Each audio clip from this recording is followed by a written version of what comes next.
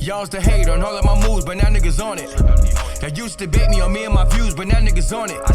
I used to tell them I'ma have me a show, but now niggas on it. Her homies on it, your homies on it. Y'all's the hate on all of my moves, but now niggas on it. Y'all used to debate me on me and my views, but now niggas on it. I used to tell them I'ma have me a show, but now niggas on it. Her homies on it, your homies on it. Realest podcast ever. TRP Nation, what's good? Happy holidays, happy New Year, happy Kwanzaa, happy Hanukkah, and all of that, man. I'm your host, Chad Fain. I got my co-host with me. I'm Matt. Y'all know what it is. We're back here on the main feed, man, after some months because today's guest is too important, too impactful, and too talented, quite frankly, to hide behind a paywall. Today's guest is a Philly native and an international recording and touring artist whose live performances have played in front of millions of fans. I'm not exaggerating. And been marveled by some of the greatest to ever do it. As an indie artist, he's somebody that I actually look to when I was trying to break into the music game as far as being able to establish your brand, being able to establish your online presence, being able to put on your own shows and things like that. I was looking at, what him and Chris was doing in tandem with their 3D brand and putting on for Philly and establishing something. If y'all ever seen, it's a merch pattern that they broke, that everybody in the region copied. It was navy blue on the top with the American flag and all. They had that before anybody and everybody.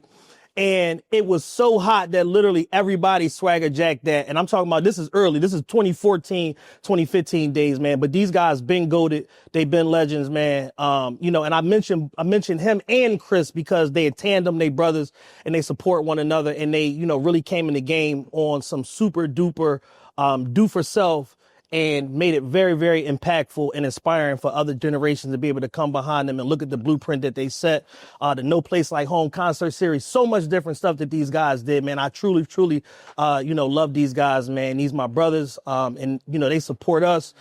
Recently, we just hosted the Jordan World of Flight opening, with Jalen Hurts, and this gentleman popped up, man, and I'm just like, yo, I ain't seen him forever. He's like, bro, I've been around the world, bro. And, it was time to be able to come back to the main feed, talk to y'all and give y'all something real, something personal, something that means something to me. My brother, the artist formerly known as Dosage, Dayne Jordan, man. It's good, family. Yeah, good. You said clap like it ain't true. Real rap, man. What's good, brother? Man, all is well. Yeah. It's been long overdue. Yeah. Chris went in my ear and Jenner was just telling me to keep eyes on what's going on. Yeah. And I'm proud of y'all too, just what y'all building. Thank you, bro. It's the early stages. I know y'all been at it for a while. Right, but it's still the early stages. Early stages, right? Like, so watching y'all lay the foundation and to be able to see y'all at the Jordan event speaks to how well y'all been doing. Yeah, no, for sure. Yeah. Somebody else is paying attention. One of our big ethics, man, is just, one, talk about people like they as if they in the room.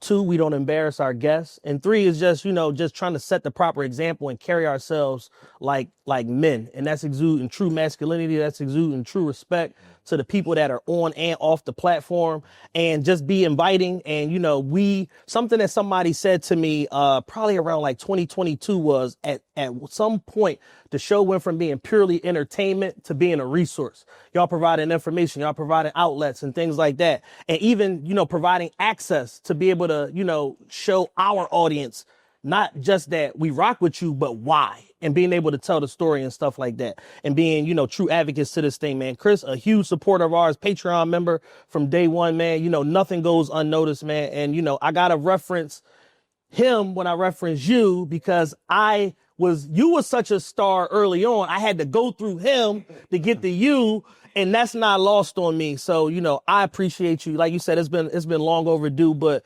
in divine timing, we all get together, when it's supposed to and make it do what it need to do, bro. That's a fact. Yeah. Man, talk to me, man. What you got for me? Absolutely, man. So everybody's Philly story is different.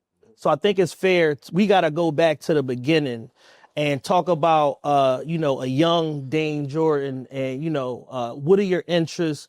What's your, your school experiences like? What's your social experiences like? And ultimately, what got you interested in the music game? So I'm going to jump because my brain functions in time. Hey, man, this is your time. Do what you want with it. In time. But to keep it as concise as possible, grew up in Northfield, area to be exact, but Russell Street, so right across from Temple Hospital. So growing up there, the emergency ward was at the top of my block, so I saw everything. Right. Anything that happened in the neighborhood was coming to me first. Listen, I know. Temple gets ridiculous. Temple gets crazy. My mom, she was an X-ray tech there, so she saw everything. Yeah. Saw everything coming in the door. Might not have seen who was in the ambulance or what was actually going on, but my mom was coming home with the stories. Got it. All right. So just growing up in that area, she's super protective. You know how I go, your mom don't really want you to leave the block. So my world was that block. Got it. It's pretty much all I knew. From there, my parents separated, whatever. So we moved to the Northeast, but I'm spending a lot of time in South Philly as well. Too. Okay. Right before the move, I would say. And that's where I had my freedom. Your dad is a little different. Right. He understand that boy gotta go out there and figure it out. You gotta go outside, you gotta explore, you gotta bump your head, you gotta trip, you gotta Fall scrape your down. knee, might knock a tooth out. Yeah. And if it's ever a place to do that, South Philly will give you all the lessons you need to learn. Yeah. So being somebody that's not from South Philly originally, but my cousin kind of showing me around and I'm getting to know his friends, and it was a community being built there. So I was able to learn how to maneuver. Yeah. You know what I mean? Like I learned a lot of life lessons through being in South Philly. So between North Philly, South Philly, you get that. You get the orange line. Right. And that my world expanded to a certain degree. When we moved to the Northeast, it was a culture shock. Because like keeping it real, like prior to that, growing up in North Philly and being in South Philly, I didn't really see any other ethnicity outside of Black people and Puerto Ricans, and we all one and the same. Exactly. So moving to the Northeast opened my world up even more. But what I will say in terms of the music, it was when I moved to the Northeast where I started to explore it more. I was old enough to understand like what was going on. I was hearing it in my youth, being in the North, being in the South. My cousin loving beans and all of this is like the state prop era and all of that. But around the time when we got out the Northeast, this is like young Chris Reef, and you know what I mean? They bubbling, they the new youngin', so I felt seen, or it's maybe the first time I realized that you can be young and, make music. And then also coming from where I came from, they was telling the stories, at the people that I knew, right? So I would say that was around the time when I really got into it. And then it was one Christmas. It's funny even being around this time period. Right now it's December. You get used to holiday season. Right. It was one Christmas when my mom is laid off. And my mom, she was an expert tech, so Christmas was nice. You know what I mean? Like, Yeah. like I'm talking about holiday time. She like, I ain't gonna be home on the 25th, but I got y'all. Yeah. You know what I mean? Like everything gonna be good. As long as it's under there, yeah. Go ahead. Yeah. You got to get back. There was one Christmas where she's laid off and being used to, which is being incredible. That one hit a little harder. Got it. It was my first time getting. I had friends who might not have got the experience, but I could keep it real. Seeing mom, she made sure we had that. So that one Christmas, I didn't get anything. My aunt, she was Muslim, and she didn't celebrate the holiday. That's the part that I skipped to. But growing up in a household where my aunt was Muslim, things was always split. We I'm not going to interrupt you, but we got to take a little bit of time to dive into the fact that we're all kind of like Islamic, like in Philly. Like it's a lot of religion crossover where it's like 32% is Christian. Yeah, it's like, 48% Muslim. I ain't with that, but is that Burberry? I'll take it. Yeah. Got me a Burberry wallet, and To that point though, right? It's just a December gift. This ain't Christmas. Like even footfall in the sleep. I gotta take a second. Yeah, right. No, you good. Even growing up again, man, in North Philly, Germantown Avenue right there. So I saw like all the hockeys, stands and selling everything. So even down to learn how to hustle, I was immersed in it every day. Yeah. Every time I walked the avenue to go to school. Yeah, that's one of them corridors of Black entrepreneurship. That strip right there. Yeah. You know what I mean? I never even thought about that until you just mentioned that. But between the religion, between everybody out there hustling, all these things I'm taking in. Right. So I was just gonna say that one Christmas, when I didn't get anything, my aunt, even though she was Muslim, she was like, yo, I know I don't celebrate the holiday and I'm not supposed to be doing this, but I got something for you. And she got me a karaoke machine. Karaoke machine had the ability to record me. Yeah. And that's really the Like one of the old school 2-tape Jones. Yeah. Yeah. You know what I'm saying? This is right at the tail end of when tape is CDs is what's the move. Yeah. But the karaoke machine had a CD player at the top and a tape joint at the bottom. So I was able to put the instrumentals on. But I was getting from the Hockeys. Yeah. You know, they were selling the instrumental joints. And then I was able to record it onto the tape.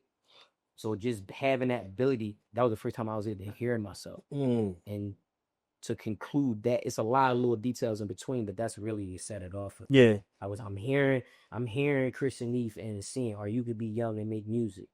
That Christmas not getting that, and it gave me a focus. All right, my aunt get you the karaoke machine. Now I got the ability to emulate or try to do it. Right. All right, cool. And that's really what put the battery in my back. Yeah. Be like, all right, I think. So what was your first rap like, and do you remember that rap? 100%. Yeah, 100%. So my first rap, my sister wrote it for me.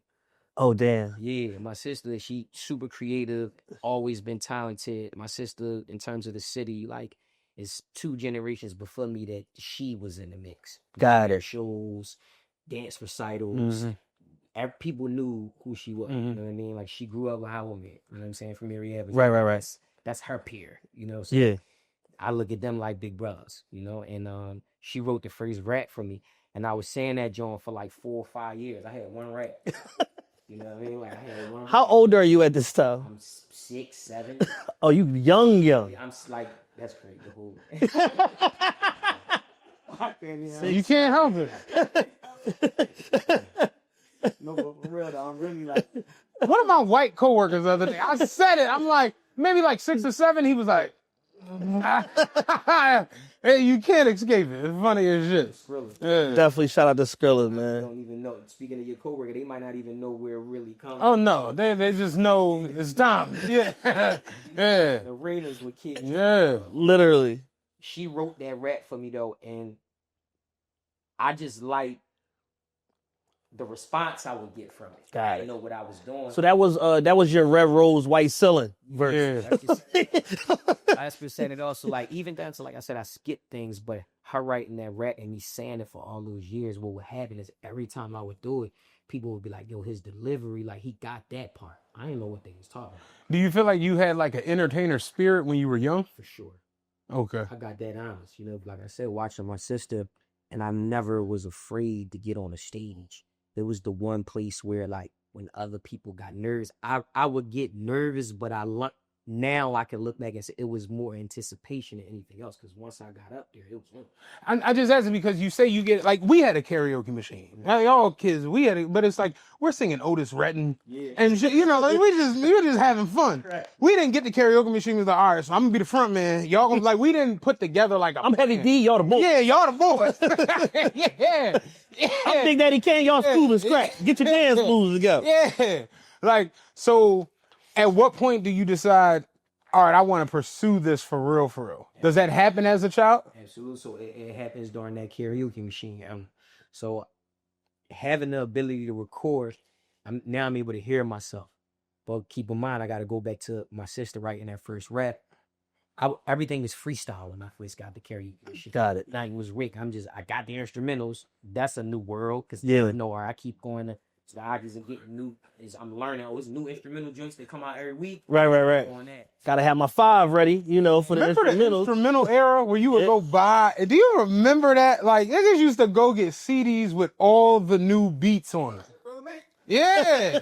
All the new beats and then regional joints. Like, you start getting to a situation where you could get joints from the West Coast. Like, you can get beats from down south. Dog. I remember one of my homies was, during that time, he wanted to be a rapper, and he was like more on the gullier side of like life. And I remember he was trying to rap over Fubu, Fatty Girl. And I'm like, where did you even get this thing, man? Sounds of a dog, nigga. Like, you sound awful on this. That was that era, getting instrumentals. That's to your point, man. Like, all of that, that's how you start breaking your style too, though. Mm-hmm. So I'm saying all this to say, when I'm like 12, 13, that's when I realized, all right, I need to start writing more. you know, because I got instrumentals. Once you start freestyling over everything, certain instrumentals will make you have to write. Yes. You can't freestyle them more. It might be the pocket, it might be the tempo that it's in. It might be a popular instrumental that you hear other people get on during the mixtape era. So if you was going to get on it, you not freestyling on a Nas Ethan. Like, yo, Yeah. I'm talking about real freestyle Yeah. off the top note. You gotta write something to that. So the quality of the instrumental and the top, like where the instrumental fell within the culture, determined whether you was gonna freestyle on it, right to it. So I would say around that time is when I really was like, let me lock in and take this a lot more serious. What was your first, like, you know, something that you really are known for that, you know, even if people don't necessarily recognize the name or whatever like that, they be like, as soon as they see you perform, like, I remember, they're going to remember it, and or they're going to be able to pull a memory from when they saw you perform somewhere before. What is your first memory of a live performance where you got a lot of feedback and you was like, I'm locked in and I'm doing this? Chris no. So the first one was, I'm skipping a lot, but the very first one that really, really was the tone setter and opened the door was the first time I opened for Lupe at a Temple Homecoming. Because prior to that, me and Chris was doing hole in the wall spots with 7 people in the audience. And every week we was there. Them 7 in every crate too. Yeah. His old crib at the time, and like the room is we could touch each other. Yeah. Touch one wall, touch the other. You know what I mean? Yeah. But like we in there rehearsing and trying to figure it out. But that Temple Homecoming set the tones. 5,000 people is sold out. I'm opening. It's me, Asher Roth, and Lupe. Damn, shout out Asher Roth. Asher Roth. Yeah. Pull right there. Yeah, so Asher Roth had the gangster grill early. Yeah. Was fire. Was fire. it's like a class. Yes. The series, that's Yeah. what you remember. But that performance, there was a lot of other shows in between that, but I feel like they were scrimmages. Yeah. You know what I mean? How did you get that opportunity?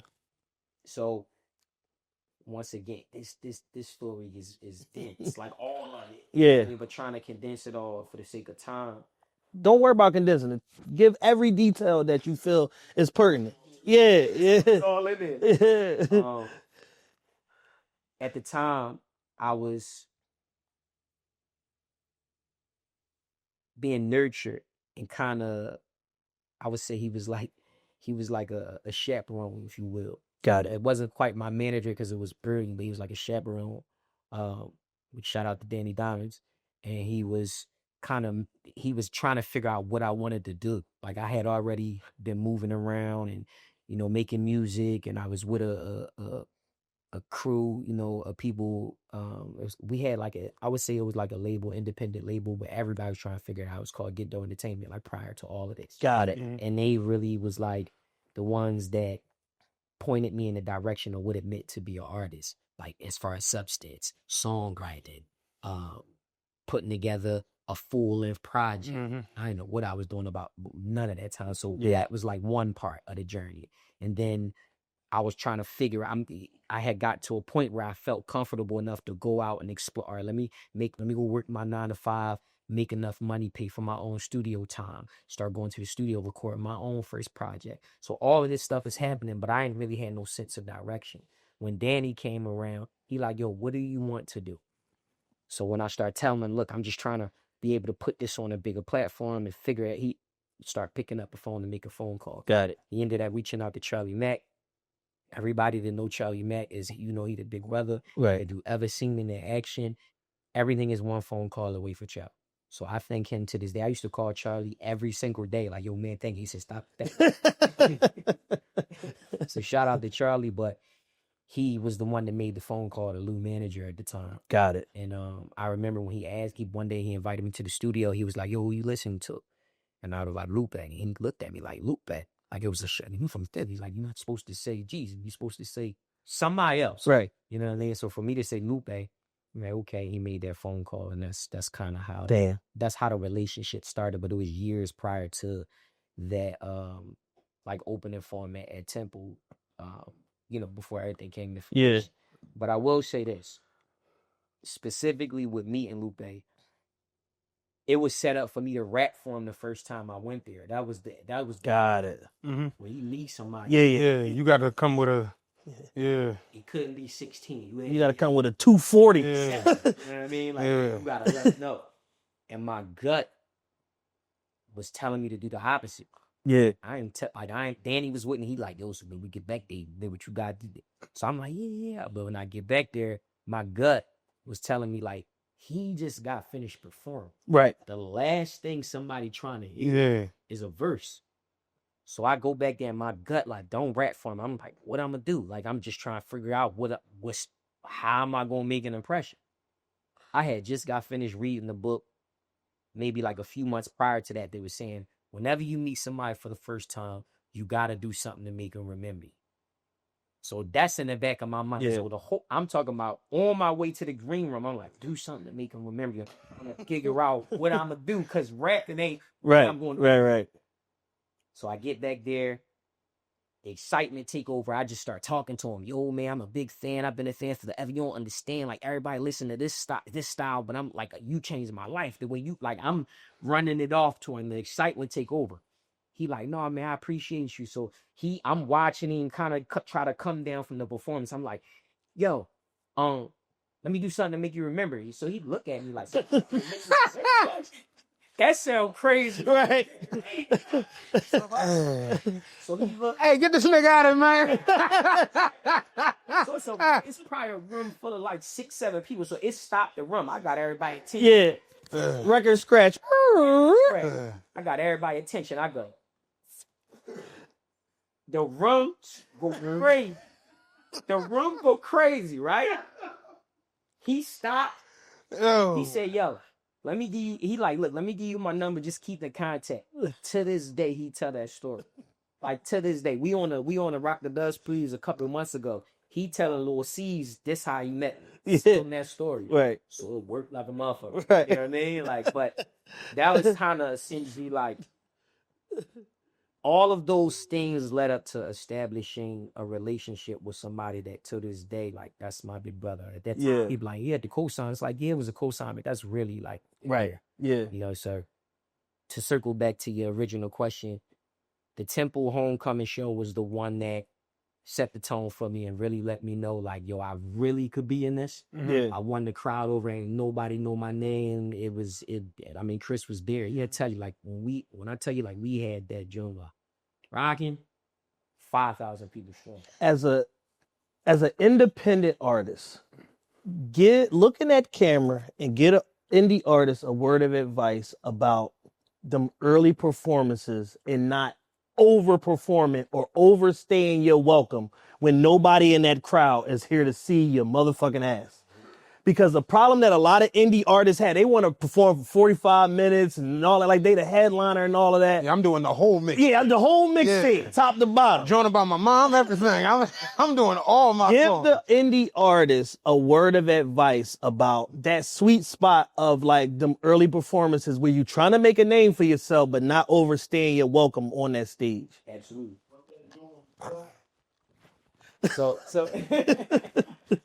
So I'm going to tell you exactly what I just said. We done kind of tired into that. For any independent artist out there that's getting their start, even if you got a little bit of seasoning and you're still early in your journey, the main thing you want to do is do something to make the people remember you. But also remember, less is more. So I think the sweet spot whenever you open it for somebody is 15 to 20 minutes. Like 15 is like not enough, but it's just enough to really make people be like, okay, I want to hear more. I want to see more. 20 minutes is where you really could get off. Like, there's a story that can be told in a 20 Got it. Yeah. You can paint a full picture in 20 minutes. And I'm gonna go ahead and just get a game off. I didn't never get this early on, you know, because it's a gem, at least for me. Yeah. Ever look at your 15 or 20 minute set and the amount of songs. So somebody will be like, all right, if it's 15 minutes, that's 3 songs. Wrong. Look at 15. How can I tell a story in this 15-minute time? Right. Right. So if you think of how a DJ playing now, and this is me kind of having a better understanding now, DJ, let's think of the average song, right? And let's say the song got 3 features on it. Mm-hmm. Do the DJ ever get to the third verse? No, well, he might start with the third verse, but he know what verse he going with. Depending on who it is, he might start with the third verse, right? Or it's an edit for that man. So kind of approach your sets in a similar manner. Yeah. Some songs might require for you to do the whole song. But then I think there's others where like, and we were doing this early on, and I didn't really even understand. It just felt natural.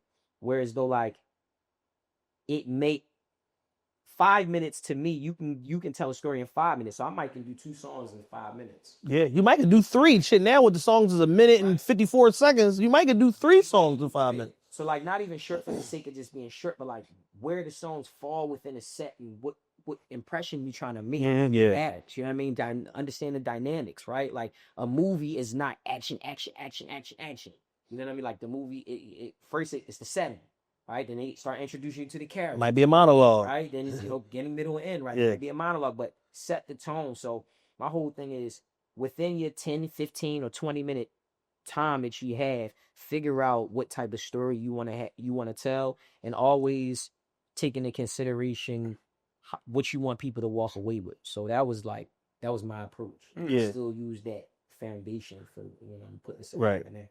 It's amazing how many mainstream artists don't approach it like that.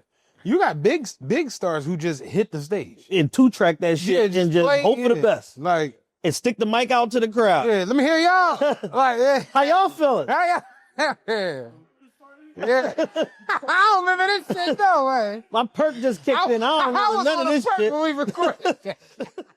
I would say it's too like it takes a different. We always cared about the show. Yes. Like that was everybody don't care about the show. I think some people look at everybody likes the lights. Everybody don't care about the show. You know, like the example I would say is like my son Hoop, and how we look at the court and games is that's the stage, that's the show. Yeah. I tell them all the time, you don't come out here to rehearse.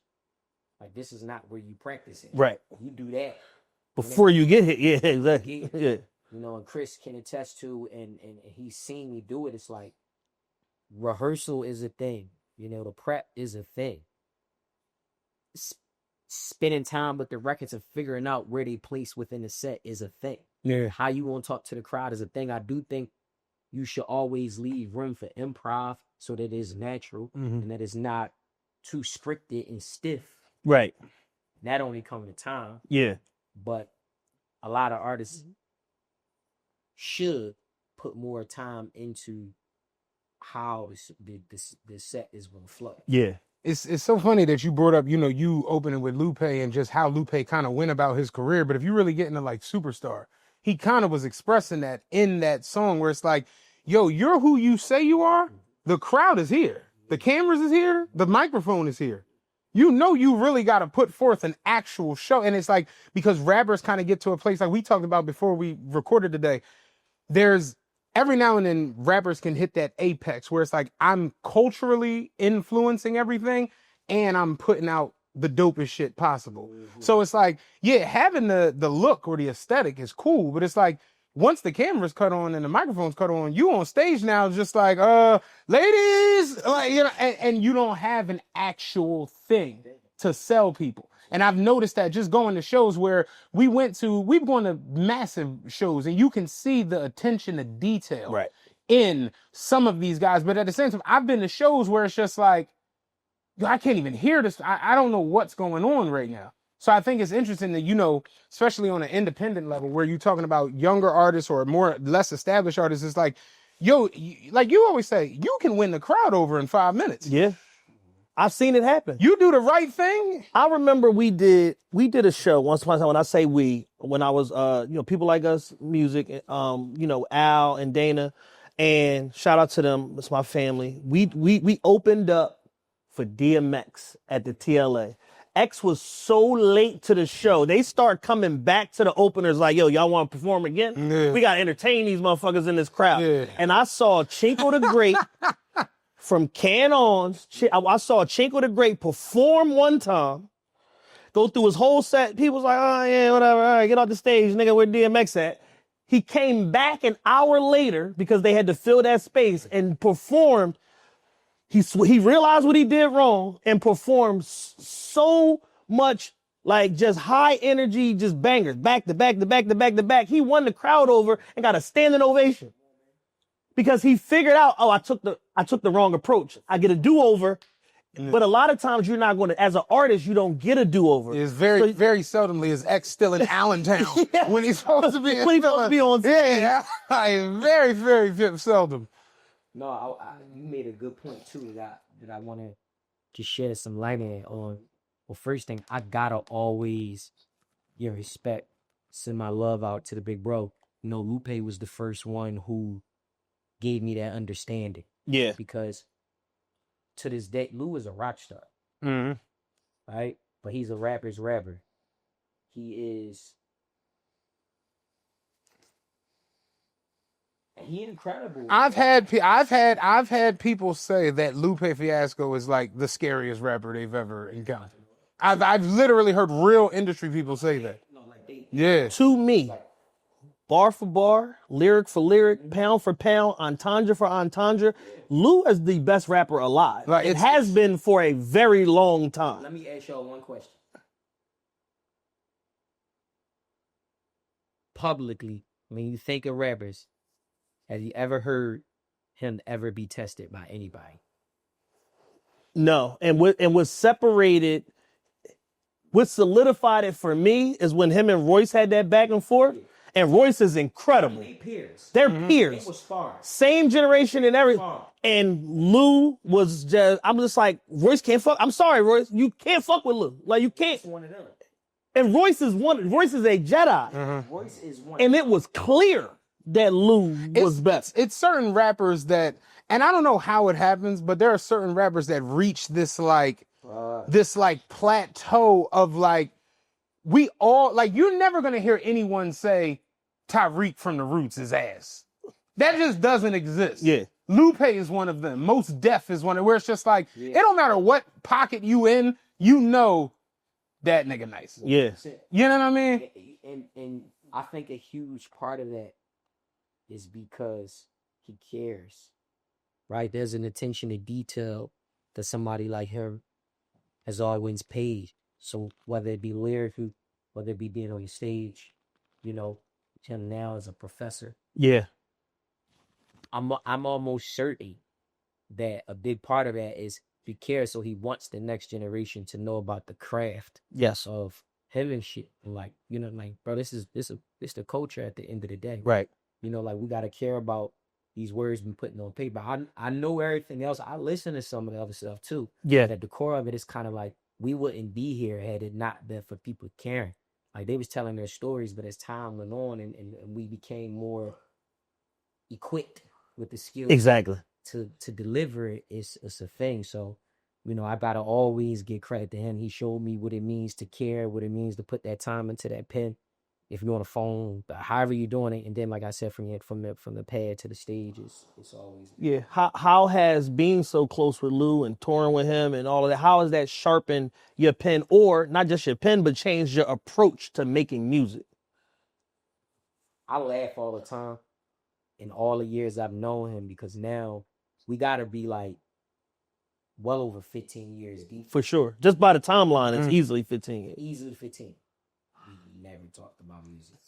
Not one time. And I more recently, I'm like, yo, all right, I had some phone calls to me. It's like, how, I kind of was mad at myself that I've never really, like, all of our conversations would usually stem from figuring out how to move. Or from afar, I'll watch him and listen to what he would say in reference to music. I felt like that information was kind of out there already. Okay, got it. Like via his interviews and things like that, that was how I would learn. Or in the pandemic, or like the Clubhouse phase, he was on there writing live and letting people listen to his process. So I was on there like a student. I ain't saying I just be on there listening. Right. Kinda like that was as close as I got to seeing his process. But I think from listening to him in general, it would be like the storytelling aspect of it. Got it. And I was hearing it from other artists, but where he takes his storyism and adding depth to them and never being satisfied with how far something could go.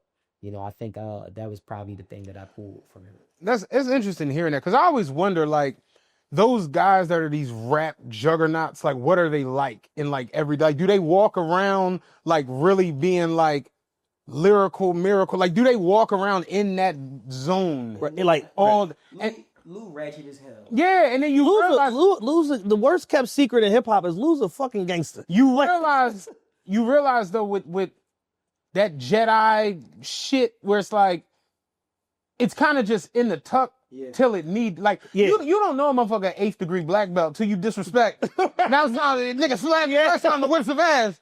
Like, and that's interesting to think, like, damn, you don't even walk around exuding that and getting on everybody's nerves with it. Right. If you want to rap, No. you know. Yeah. Yeah, it's like I'm gonna find out. Yeah, that's interesting as shit. Cause you would just think he'd walk around on some like Indiana Jones shit. Like, what are you doing? Like, I gotta go get these skulls out the temple. And it's like, no, he's just a regular dude. What it is too with him, and I'll let you kind of continue, but the thing for me that I learned is Lou is very intelligent. Extremely. Mm-hmm. Like, he's extreme, like brilliant. Bro, I'm always in awe at the rooms he can walk in and who he can have a conversation with about anything. I'm like, that's probably the thing that amazes me the most. Yeah. How are you that intelligent, bro? Like, literally can have a conversation about anything. I seen him, I think it was Clubhouse or maybe it was Twitter Spaces, one of those things like that. And he was on there talking to somebody about candy. Like, but going deep though, like going deep about candy, like his ability to zero in on a thing, it makes sense why he can take a song where he can take a song and he can relate. It could be something domestic abuse. We can't figure out a way to tie those two stories together. Right. How does Because he understands the 30,000 foot view and the minutia of both of those topics, so he understands where the connectivity is to be able to drive that point home. And because most people are just aren't very well read, and a lot of people are anti-education just in general. Yeah. Like they take ignorance as bliss to the furthest extent. So when somebody as smart as a Lupe, as a Black Thought, as a even Don Tripp and Starlito on a more street-based MC side of things, whatever, but they get super smart at times with their references and things like that.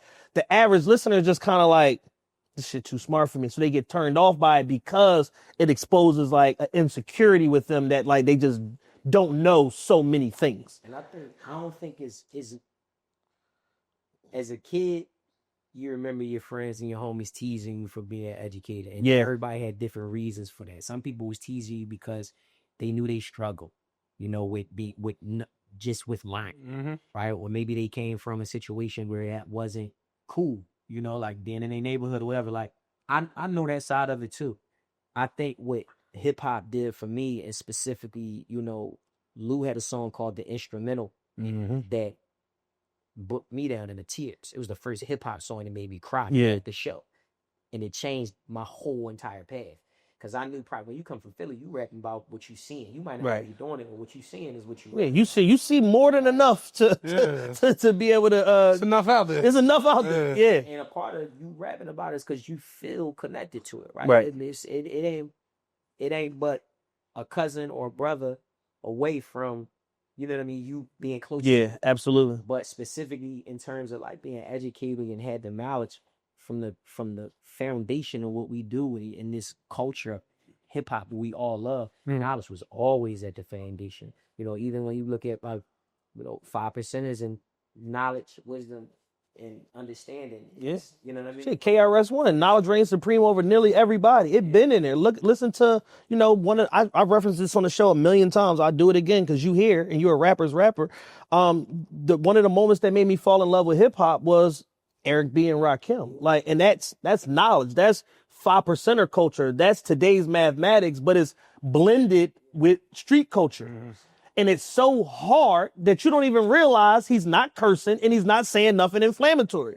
Shout out to the guys to see too, man. Like, more recently, I've been able to have a decent amount of encounters with him, man. And he's always, it's real. I mean, they call him the God MC for a reason. and just watching his aura and how people embrace him into your program, like still giving the people knowledge. To me, I think of that era, he would be like that era's whole. Easily. Yeah.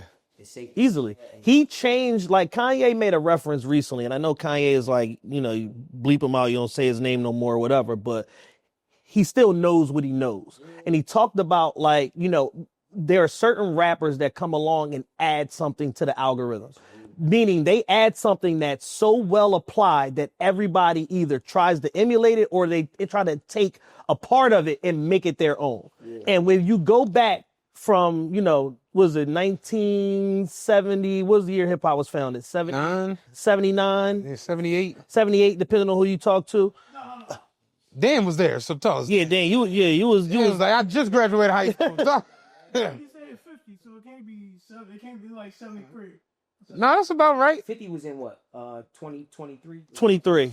Yeah, so 23, 77, that's 50. 77 would be 50. Yeah, this. Dan thinking of Motown. So when you look, I say that to say, when you look across that lineage of hip hop from its inception to now, there's a point on there where you look, where there's a spike, where the timeline where everything shifted, and that's because of Rakim. And then because of Rakim, we get Nas. And because of Nas, certain elements change around hip hop, because why are you not just this talented, but why are you 16 in this talented? What have you seen and been through in Queensbridge to be in a position to even able to say certain shit like this, to express yourself in this manner, like you a 35-year-old grown man? And that happens because Rakim is the first one that ignites that to where now we pick up on that. Oh, this is the new standard. Yeah. And then everybody grabs what they can of that because it's such a high bar. You're not gonna be able to take all of it. No. But everybody grabbed onto what they could of it and made it their own to be able to carry the game. Nas, Ghostface, Busta Rhymes, everybody got a little piece of rock. Yeah.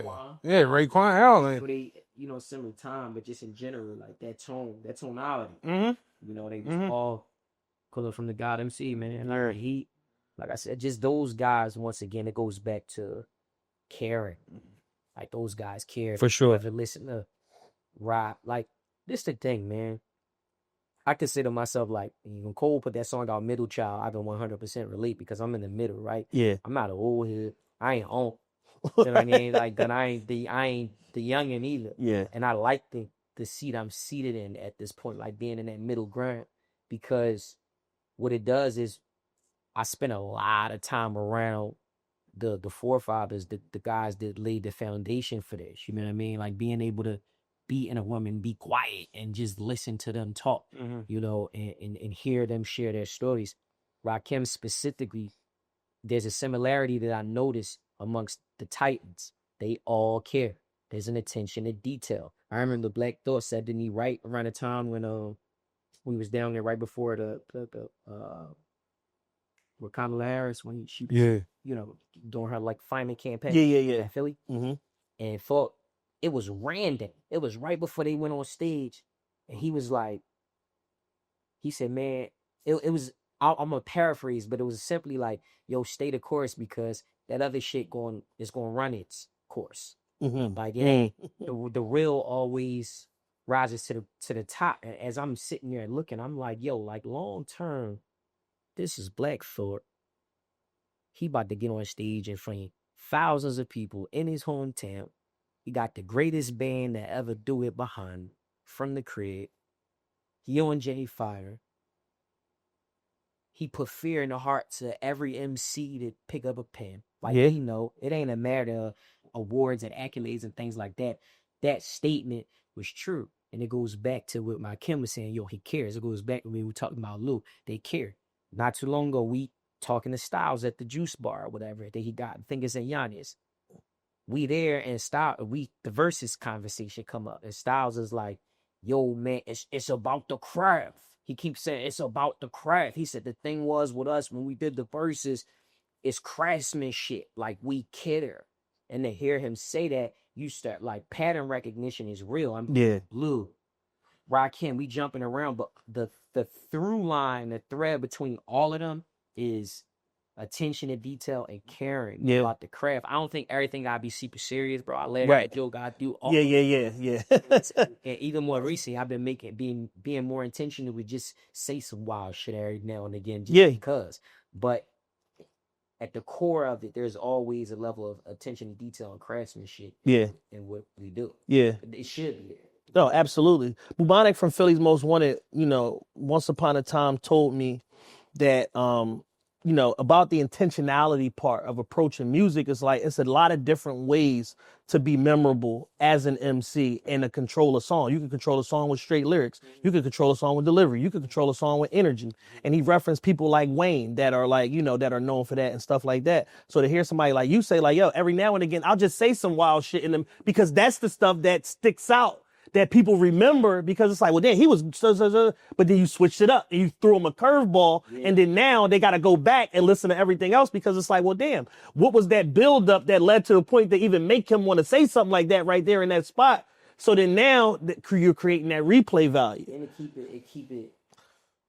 it keep it lighthearted too, right? Especially if you are touching on something with serious subject matter or whatever. Like every now and again, I think there is an art to being able to throw a line like that. Oh, yeah. In the equation, right? Like, so for me, it boils down to two. Like, you still gotta be having, you still have to have fun, right? Like, don't take yourself too serious unless the song requires that.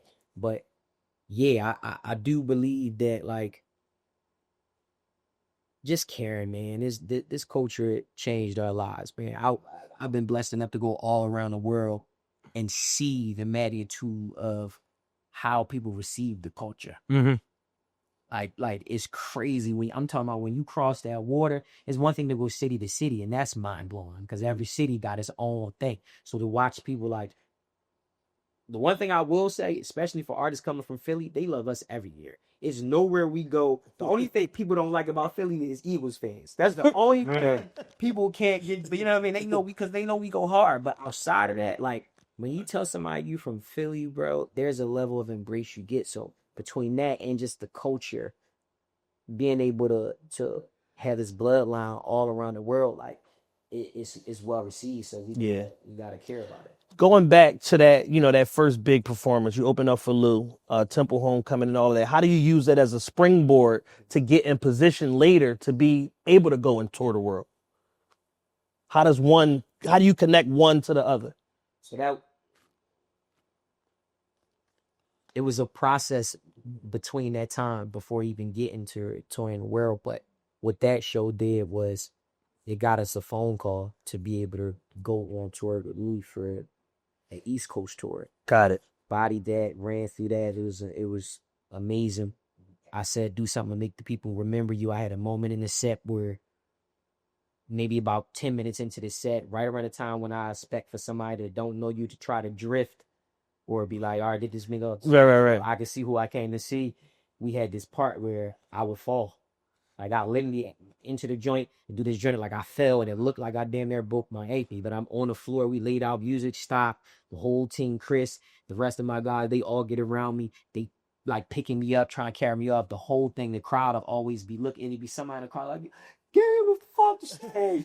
Boo. Like, all of that. It was the moment that the hater was waiting for it. You use that moment to shine a spotlight on the hater. Bro, the music would drop and we'd get that into it, and every time there was the moment when you watched this when the crowd was Sunday night. So, like, going on tour and being able to do that, we did that for the first five cities we did on the East Coast League. And after the first night, when Lou saw that, because he legit thought he had a liability on to be like something crazy going on, because they was watching from the balcony. Him and B.O.B. was watching from the balcony. But after he got up and won him over the second night, we in Atlantic City, and he like, yo, dosage up to it.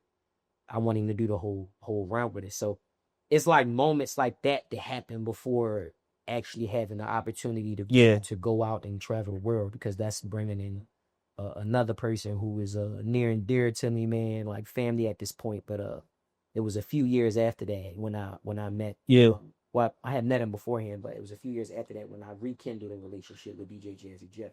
So before we get to Jeff, because Jeff is an important part of your story. Jeff, important part of everybody's goddamn story that come from Philly that's in entertainment business.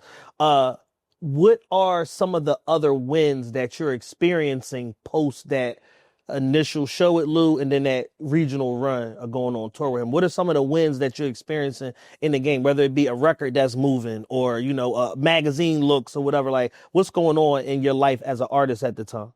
The wins were coming from the city, doing shows here in Philly at the crib because I was watching the bass play.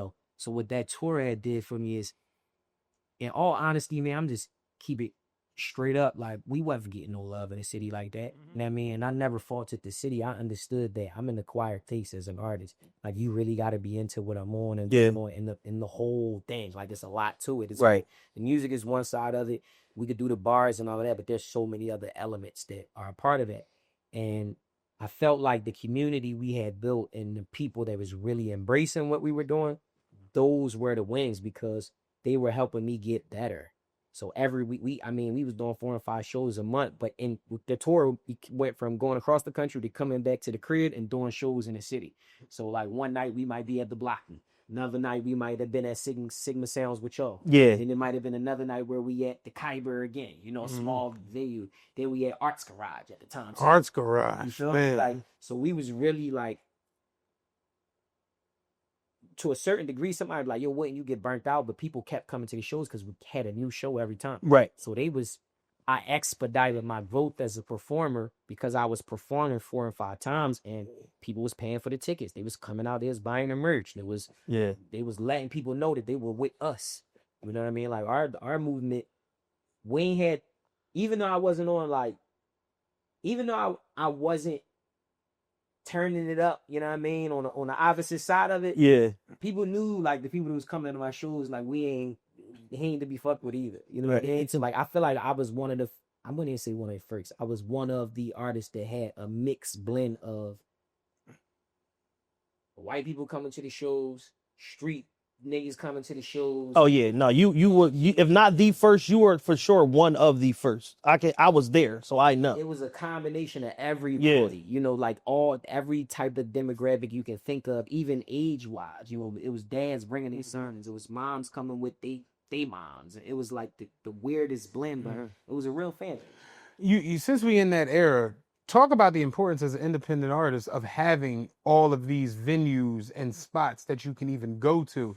Because you're not real, because we like you just referenced Sigma Sounds. That's not around anymore. The Arts Garage, it costs $2,800 for one bedroom at the Arts Garage down. So it's like, and I really remember going to the art, like, man, that was when me and you first started like meeting and connecting with each other with like Rick and everything like that. So it just seems like, where are they doing that now at? Like, where do you go now as an independent artist when you want to do local shows or get on any mic you can get on? Because that's part of the come up, for real. The venues exist in the city. That's the one thing I can say exists. Now, whether or not they let us in them was a different conversation. And we did go through that. We went through that, right? Like certain venues you could, the TLA, how do you get in there? Man, listen. Maybe not now, but at that time that was the question. How do you get in there? And so on. But what I will say is you create it yourself. If you would get a warehouse, and you got homie, they got some speakers and somebody DJ and they can bring their equipment, like that was us. We did these shows. We found whatever ballroom or whatever that we could find and put 200, 250 people in there. And we've done it with the podcast. We've done shows at Shout Out Bar, at 1212 Lounge. We've done shows at the Ready Art Gallery, Billy Penn. Yeah. It's, and I think now it's a lot easier, as much as we reflect into, I'm in the now. See different things, and I want to acknowledge the fact that it is easier now, or less work, if you just got the creative ideas to understand how mobile everything is. Right, the equipment is better. The spaces. I honestly think the more creative you get with the spaces, the better, because there's a chance to tell stories in that too. Right, like. Not to get too much away, but something I'm working on now, like the approach we're going to take when it comes time to be in front of people is very left of how we used to do it. And I'm cool with it, right? Like everything ain't got to be, I prefer anywhere between, the show is no different whether it's 50 or 50,000. Right. You know what I mean? So That's real. that's my whole thing. If I can get 50 people in a room, if I get 20 people in a room, like, to push and share what it is that I'm on, that matters. And then, like, I feel like those are the things that goes back to us doing the shows at the hole in the wall spots. Something always comes as a byproduct of those different things. Right. Once again, I think that just getting creative, artists getting creative and finding ways to do the shows themselves, you know, and utilizing each other, networking across is a big thing too, because your homie, the DJ, might not be getting gigs like that. Right. If y'all come together and he got 15 people to come out to see him play, have him open. You know what I mean? I think it's important to speak on being appreciative, being able to change your mindset. Because I know, I keep it a buck. When we do live shows, and, you know, we've had shows, we have 500 people there. So you do a show and it's 200, you like, man, 100. Missing the tray ball. The 300. I was like, and just being appreciative of the fact that this many people decided to spend money, get dressed, come out and fuck with you tonight. Yeah. You know what for point of reference, if you go to an artist show, say I do a show, and Momentum Online is there, everybody like, yo, man, you know, he popping, what up? If I go do a show and 15 people show up, low-key people clowning me for that, right? If 15 people roll on your ass, that's a bad day. Your ass is whoops. Right? 15 people is a classic.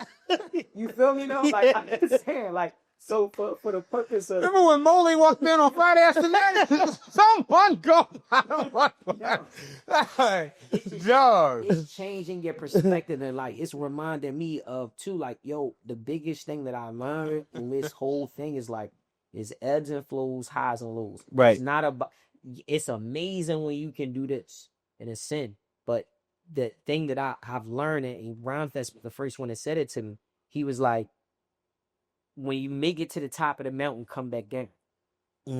Like, and I ain't saying I made it to the top of the mountain. Right. But it's been many times when I might have made it to a certain point of the mountain and realized I can't get to where I'm trying to go here. So let me go back down, go on the other side and try that way. Let me reroute this Let thing. me reroute this thing. And I think that's pretty much what the journey has been this whole entire time. So like, yeah.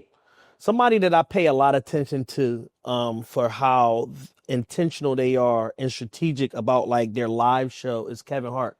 Because Kevin Hart is somebody that understood very early, like, all venues matter. And I got to play the comedy club the same way I play the arena. I got to play the small amphitheater the same way I play, a Lincoln Financial, whatever. And he does runs where he'll go out and be like, damn, Kevin, that joint 3,000 capacity. And then he go and he do 150 shows. And then the next thing you know, I'm talking to Spank and he like, yeah, we just added another 150 because of that run, because there's so much demand there. Now you going into a city, you putting up 2 shows and you end up playing 8, like stuff like that. But then he builds back up. He go do the arena run. Then he come all the way back down because he knows I got to start from ground zero again to test this material. So now I'm back in the punchline with 300 people. I'm back in Healing with 250 people. And he gives everybody the same show regardless. Who were we just talking about? Somebody that did huge shows and then like all the small shows. Elton John. Elton John had a 5-year tour, and he literally was doing 160,000 in an arena in the UK, and then he had Jones in upstate PA where it's like 6,600 people. Like, Elton John was all over the place, and it's like, yeah, you got to treat it the same way. It don't change.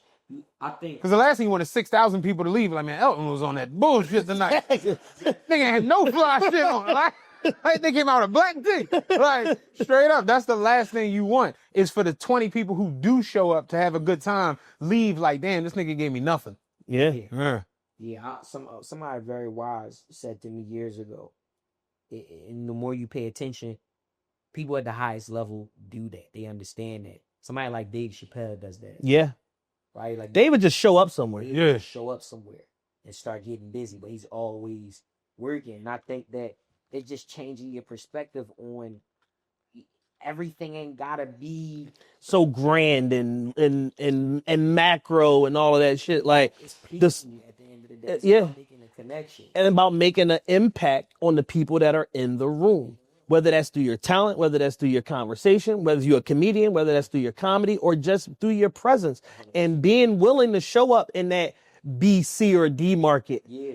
Because those are the people that's going to appreciate you the most, because most of the stars don't come through here. Yeah. Yeah, that's another thing I learned. Like, even with touring and tour routing and being able to learn from OG, I will watch him intentionally accept dates and markets where people don't go. And they, hands down, I don't like none of them. I'm going to say it. I don't really love none of the major markets. I ain't got to say what they are. We know what the major markets are. We know what they are. For no And I know which ones you don't like. For no, listen, this is crazy. For no other reason than the level of appreciation is not always the same. For sure. We've went to those markets and there has been some amazing shows. So shout out Yeah. to in our community of people that know. I'm talking about when you go into a major market and just thinking that the appreciation would be there because it's a major market and the level of talent that has come through there and who stops would think it would be there. But there's definitely a level of entitlement sometimes that can come along with that. But those smaller shows, man, I'm telling you, bro, like I'm trying to think of some of these like cities or just like small places in a country where it'd be like, well, who comes here? You know what I mean? Like, you on a dirt road for 45 minutes before you get to the venue, but it's packed wall to wall. People losing their mind. Everything. The show at 9, they out there at 6, Bruh. lined up for hours. It ain't nothing been through here. Nothing. Siegfried and Roy came. They brought the Tigers in 12. Like, yeah. Right. And that's an important, that's important tour strategy, like something real slick that Drake and J. Cole did on the second half of the It's All a Blur. They did all B and C markets. Tulsa, Oklahoma, Fort Lauderdale, Florida, all of that. And I'm just like, yo, these are the smartest niggas in the music business. Because how do y'all understand that even on an arena level, you still gotta go touch these markets? You still gotta go touch it, man. And it go back to what we were saying earlier, man. Like, it's the value of people, right? Like, what are we doing this for? At the end of the day, if it's people in the market, they are really the bridge between the other markets. Yeah. There's things in between. Yeah, the reality is you can find a stand anywhere. Anywhere. You might get a stand in Albuquerque. stand ready to kill somebody for you. Like, straight up. Albuquerque is a strange place too, by Yeah. Yeah, I've been there. I've been to Albuquerque. I've been to what's the joint with the aliens? Roswell, New Mexico. Craziest place I've ever been to. Different. Yeah. It's different. Yeah. Albuquerque shows was amazing though. I give them that. Yeah, for sure. Yeah, you can find a stand just about anywhere. And I think that's because we go through that with the podcast, where it's like sometimes you do just get very, very centered on your base, on your people. That's why we might leave from the main feed, because we know we have this community that we've like built up through our paywall, and they love everything. Everything. Me and Chad have literally had shows where we're watching the TV and talking about what we're watching.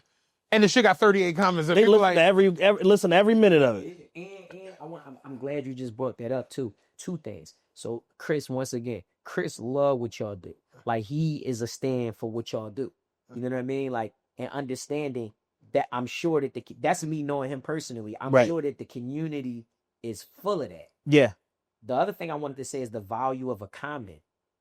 Like, I ain't talking about flame emojis in the right. I ain't talking about an emoji in the comment. I'm talking about like words. How people use words. I love when people engage. I love when people start engaging with each other in the comments. It's like, damn, like it'd be like how me and him got a whole argument with a gentleman before we came in here. Just because we simply were talking about Pooh Shiesty's new record. Yeah. And he came out the bathroom going crazy. Tell you niggas something about what's going on in this here hip hop. And I'm just saying. Nigga came out the bathroom. He's like, so it's impactful because a bunch of young niggas with Shiesty's on listening to it? Yeah. I'm like, bro, it's the #1 song. I'm like, it's in front of Mariah Carey right now. And it's Christmas time, and it's in front of Mariah Carey. It's impactful. And he just was, man, let me tell you something, how marketing work, and he's Rihanna perfume stink, and then he was just going crazy. I was just like, all right, man, we got to go. Ain't nobody buy Drake cologne till Drewski said it. Yeah. I'm like, I don't know if that's how it works, but you know.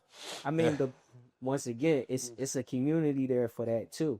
The love what Pooh do. Yeah. So who am I? Who are we? Who is he to judge it and say what it is or what it Exactly. is? You know, like I think That's important, man. Like, it goes back to being independent. My focus has shifted 100% into my community. The people that was there for them small shows, Yes. did, right? The people that were there experiencing those. Yo, you're just like us, little kid. Yeah, like, cause that's where we like. Once we got away from the whole situation we had, we not gonna get into that. Still waiting on the check. Still waiting on the check. But Still once we got away from that situation and we, doing our own thing, having our own equipment, having like we do all our stuff ourselves. We really just got into our people. Yeah. Why? Like what? Like it don't. Yeah. Like that's what it's for. You want to know what's so crazy? And this is like extremely candid. It's like your people in your community will appreciate the growth process more than when somebody's seeing it for the first time, right? It's one camera in here. The value comes from the fact that that camera is capturing our conversation. Your community, when they see us having this conversation, it ain't in how overly produced it is, right? Like, it ain't in the location. The location, I don't care if the location changed 30 times. Right. Right? They want to hear what's actually being said, take the value away from that, and somebody when they commute to work is listening. Somebody while they at work is listening. Somebody while they getting ready, they might whatever they're doing, that's what y'all are, the soundtrack, the backdrop for that. And that's the most important part. I think sometimes when you're looking online or just seeing what other people are doing and it is overproduced, the goal is to be able to do things on a high level. But back to that community, it's like people appreciate seeing, oh, y'all added another angle. Right. Or that lighting got a little bit. Y'all got, you know what I mean? Like, ain't that crazy? That's dead ass how people act. Yeah. And I'm learning that as an artist. People like seeing the growth, and that's really what it's all about. It's not a relevance thing as much. Like you're trying to chase it and trying to keep up with where things are. It's like, no, just continue to do it and let people see you grow. How do you feel about that energy making its way into the forefront of rap, where it's like somebody do anything and we're immediately an hour after it comes out, this shit is trash, or this shit is no, this shit didn't do this shit did that, the numbers ain't this with the old, and because hip hop is supposed to be the real, the raw, and I feel like we've gotten to a place now where it's like we're waiting on niggas so bad. This week got on Lil Baby for first day numbers, and Lil Baby had to tell the nigga, "That's the first day, bro." It was 12 hours. Yeah, goddamn, 12 hours of sales dated, bro. You eat anything today? Like, how do you feel as an independent artist seeing that and knowing that you're not even, you're realistically not playing that game, and it's supposed to be the content, the energy, what I'm putting into this, and the impact. That's what the conversation was we had today, the impact. So how do you feel about that, being an independent artist and doing those things? Man, I laugh all the time because I remember when Hov said, "Men lie, women lie, numbers don't." Mm-hmm. At this stage in life, we all know Nigga, the numbers lying. We talk that all the time. and time, dog. right, he's on to something. Yeah. But like, I think now, knowing that, Right, it actually, for me, it freed me creatively. Like creatively, and just to lock in on what's the most important, because at the end of the day, the metric is off. Mm-hmm. We looking at numbers, so like, do the numbers determine how good the thing is, right? It's a bunch. McDonald's do numbers every year, Right. Right. You know what I mean? Like, so just in terms of it goes back to that culture aspect, man. It's like, to listen to you share what the experience was like seeing us then. Yeah. I never heard your perspective on that. Right. That's the part that unfortunately I don't get a chance to like live or see. We was just trying to we still figuring it out. Yeah. Right. But I think Y'all was learning on the job, but it still was impactful and resonated enough to inspire us on things that we were trying to establish, because we were on startup mode and y'all were already a year, 2, 3 years in on doing what y'all was doing. So when we see y'all got a full panel of merch and all that, we like, shit, we gotta get some merch. When y'all doing shows and, at art galleries, whatever, we gotta do that shit too. Like we were taking directly from what y'all were doing and just finding ways to make it our own, to the point where we finally got to a level where we created enough of a platform to ask y'all to come be a part of something that we were producing. Yeah, without a doubt, you know what I mean? And it's so many things I want to touch on too. Like, Y'all got me whenever, man. Like even if it's just a moment or something going on that y'all see that I'm a part of, and it's like, yo, we want to know a little bit more. Yeah. Pull me in whenever. But what I will say too, to that point, is like, we hit something early on, and I'm thinking about it now. Like, the only reason why we knew how to do that stuff and what was on my brain was, see, me and Chris met at Foot Locker. So we met. He coming in. My manager had just got fired. He came in as the new manager. Yeah. I'm looking at him like, who this boy? You know, and we in the stock room. Everybody practice bidding off him. Like, we trying to figure it out. But him and I had more in common than what we thought. And we built our bond through hustling. We was at Foot Locker and doing that side. This is before everything. Right. So like, he's my manager at the time at the store. So he's telling me the approach to take in terms of just selling a product in general. And I ain't never even put two and two together, but all these things make sense. Going back to growing up on Germantown Avenue, Erie Avenue, being in that area, like, I gotta give a shout out to Fly Boys first and Hollow Man and everything they was doing. They had the merch stand out there. I'm walking past it every day going to school. I'm patronizing what they doing. I'm looking at them like big bros, and I'm watching it bit alarm. Yeah. The whole neighborhood wearing what they, you know what I'm saying, they products. I'm seeing people from other neighborhoods through a DVD. This is like the tail end of the DVD era. I'm seeing people from other neighborhoods. You don't go to nobody neighborhood at that time, but you're seeing other rappers wearing their product. This is my first time understanding how to stretch something back, you know, and I gotta always, you know, give credit where credit is due. They had every color you can think of. So when me and Chris went and got the first 3D shirts, we had 52 colorways. Not knowing like that, you don't do that. Yeah. We got the Hunter Gray. Like, Got the charcoal gray. Not to be confused with the slate gray. We have sage. We have seafoam. Olive green. You remember when the whole studio had shirts everywhere, like every colorway, every style, raglan tees, crew necks, V-necks, like everything. The baseball tee. Yeah. Everything you think of. Oh, the baseball tee era was nuts. It's a bad era, man. Bad one. We can all look back with a baseball tee era like that. We was Baseball tee era was nuts. Yeah, that Yo, your chest gray, your arms maroon. With a straight baseball tee. It's a nasty era, man. That shape, bro. That really put everything into perspective. So it's kind of like, I'm grateful for learning on the job. I'm grateful. I'm still learning on the job. Right. You know, I'm grateful for the mentality that I had when it comes to those things, because that's what it takes to be independent. Right. Like, it's never too rigid. It's not, things have to be done a certain way. No, because things change. Times change. The resources change. The tools change. Yeah. So that's my stance. Yeah. We gotta talk about Jeff. You know, Jeff is, you know, one of the greatest DJs, if not the greatest DJ, one of the greatest producers, you know, a tastemaker, pays attention to a lot of cultural stuff that people might think he doesn't pay attention to. And, you know, his cosign is rare. And because of that, it's that much more meaningful when it does happen. Because while he may be observer of a lot of things, he doesn't necessarily speak on a lot of things. So with that in mind, how do you, you know, connect with Jeff, and then just walk us through some of those first initial experiences of y'all, being coworkers, and how that led to the trajectory that you on now in 2026. Yeah. So I met Jeff and Lou the same week. Oh, wow. Same week. You was having a good week, I man. had a great week. Yeah. Nigga smacking forces. Dump this shit. Nigga, pick this shit up.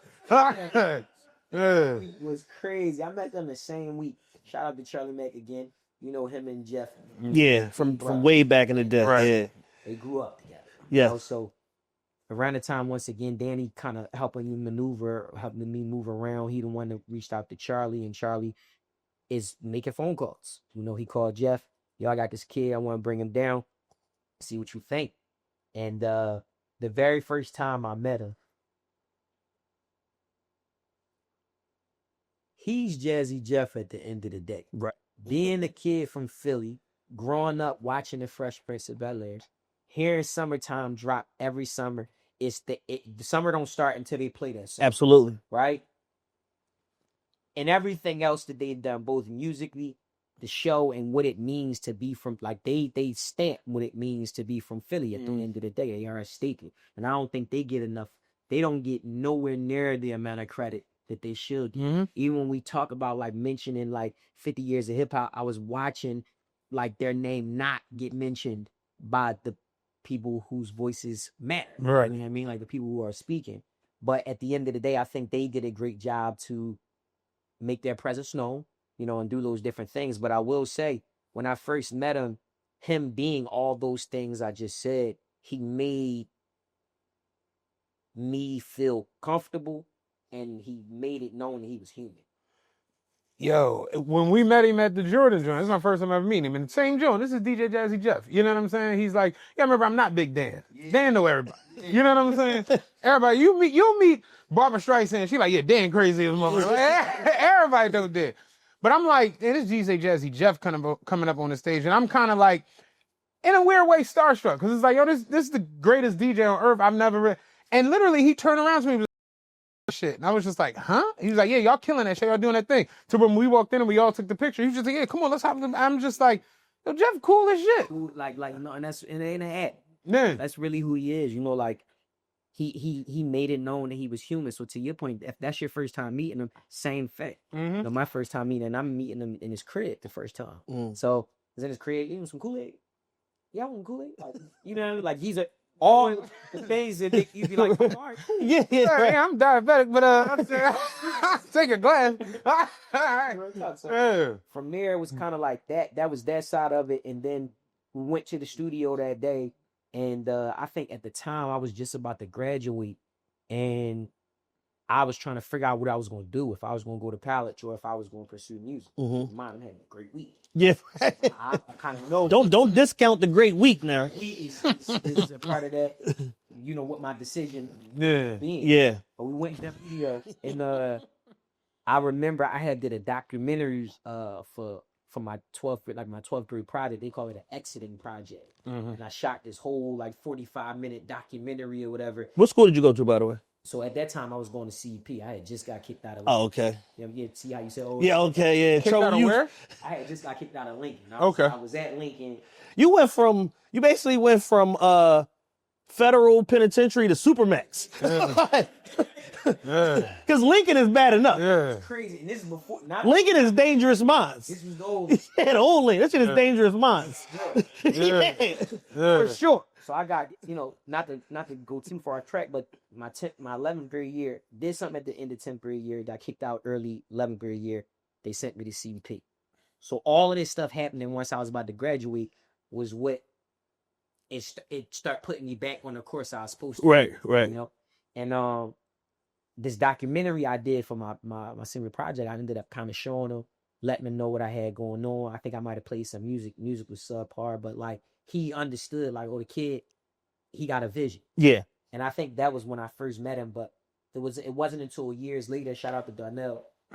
Shout out Nell, man. Shout out to Nell. Just talked to Nell the other day. Nell's insane. Yeah, Nell. I love Nell. Nell's insane. I love him. You have to. Yeah. So between the relationship, you know, Chris, knowing Darnell, shout out to Jason, like this, the whole, you know, his brotherhood with them and them embracing me and kind of, you know, bringing me in the same way. I remember Darnell came to Foot Locker one day. I don't know who he came in there with, but we was talking. He wanted a discount, but he was managing Jeff at the time. Yeah. And that's who really was like, he rekindled that flame. So years after I had initially met him, it's probably like 2012, early 2012, something like that. And that's kind of like what started that process again. Got it. So when do you do your first gig with Jeff, and when does it become a permanent gig? First gig was 2014, Tulsa, Oklahoma. Shout out Tulsa. Shout out to Tulsa. And it was incredible. Like, first gig, go do the joint, MC for him is very different than where you out there doing your own shows, because MC's job is it's not about you. Right. You know what I mean? It's not about you, Yeah. it's about the DJ. So this is taking you back to the essence, to the core of what we do. And I had to learn, but that first one was great. The second show, though, it wasn't as good. It wasn't as good. I had a thought, you know what I mean? Like, and for no other reason than me, I just didn't understand. We did the Tulsa, Oklahoma one. So it wasn't really official. It was like a feeling thing. Got it. We show I don't got nobody MCing for me today. Come do the show. Great. Tulsa, Oklahoma. It's like a block party to join. Easing 10,000 people going straight back. I'm confident because I had been doing shows and all that prior too. So I had that part. But once again, like the MC side, I was learning on the job, but it went well. The second one was a few months later, and he took me to, I think it was like Copenhagen or somewhere overseas. We went to Germany and I think somewhere in Russia. And it was bad. What made it bad? I was about to have my son, so I was mentally something. Oh, okay. You wasn't present in the moment. I know how to MC. I think the first show, I got lucky. It was kind of like you roll the dice and you hit, you win. You know what I mean? Like that first one. But after that, you know what? What made it bad? We were in Germany. We had to do Russia. They didn't speak. The English was broken English. Mm-hmm. So how you MC for an audience that doesn't speak English is very different when you're dealing with people that do not speak. Like you didn't attempt Russian, did you? Hey, listen. Shout out to the Kremlin.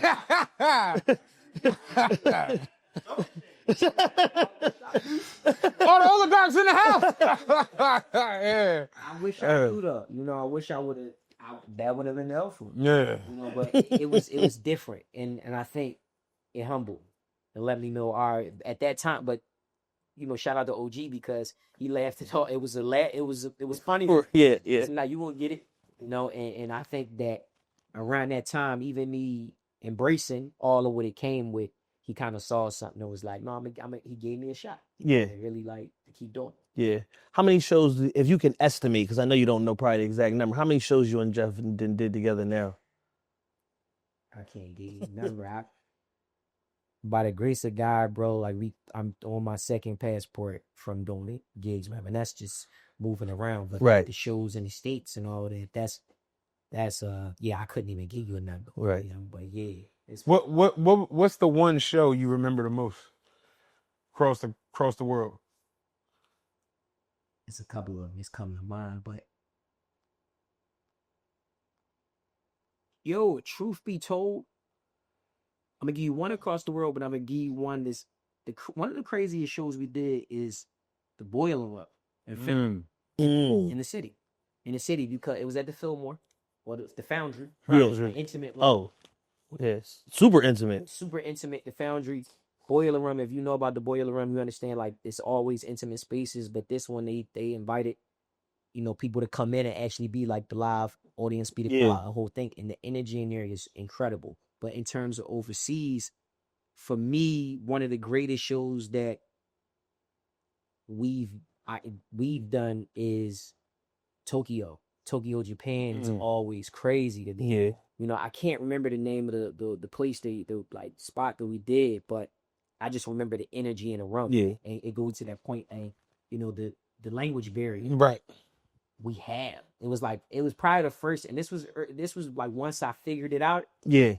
He was on fire per usual, but I felt like I was right there. I felt like all I was going is, if as an MC, if I'm like just spraying a little bit of gas on it to keep it. Yeah. I mean, like, because Jeff thing is dynamics. So the fire would be here, but he had intention and he let it come down here. Yeah. So the MC side of me, I'm just making sure I just spray a little, you know, put a little gas on it. And I felt like that specific one in Tokyo was a lifelong memory for sure. Yeah, Tokyo is always an interesting place. I want to go to Tokyo. It seems cool as hell. Yeah, everybody says that's literally one of the best international markets for hip hop. For sure. The level of appreciation, if you into the culture, they're into it 10 times more than we are. Right. I gotta get in credit. Like, yeah, I'm talking about like, you want to think about a super fan. You want to think about somebody that's a there they know, they read the liner notes. They still buy vinyl. Right. They buy the figurines. Oh yeah. Posters. You know, like they they dress like the culture, every era. Yeah.